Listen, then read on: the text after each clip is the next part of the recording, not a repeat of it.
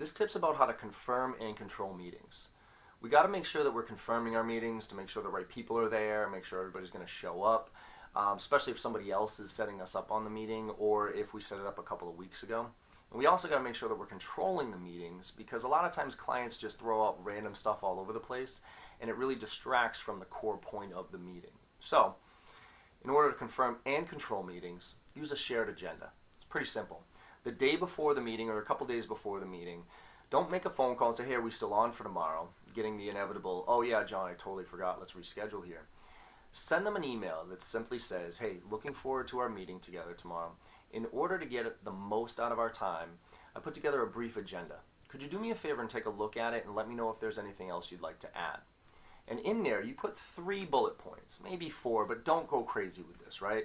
Maybe your top line initiatives for 2000 and whatever, the specific initiatives you're working on right now, and your personal KPIs or whatever it is, and then leave bullet 4, 5, and 6 open, showing them that, hey, this is where you put your stuff. Now, if they get back to you with that, awesome. You know you're in for a good meeting.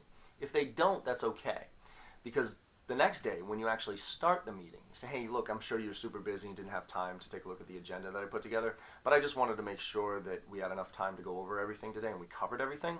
So is there anything else you'd like to add? And you show it to them again. And if they share with you something, great, add it to it. If not, just start going through the agenda. Now, the beauty of this is if you don't have an agenda, that means they're controlling the meeting, you're not.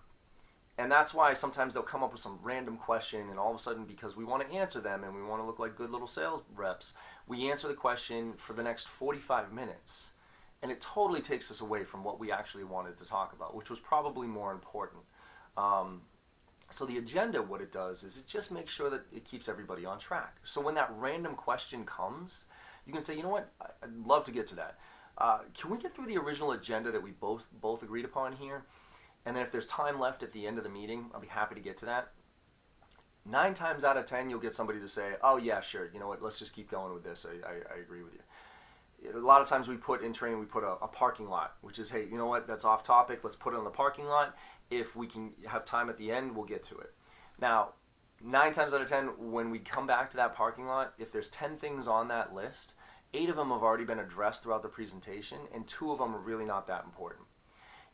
If whatever the client is asking about is more important than the agenda, they'll tell you, and then you make the shift.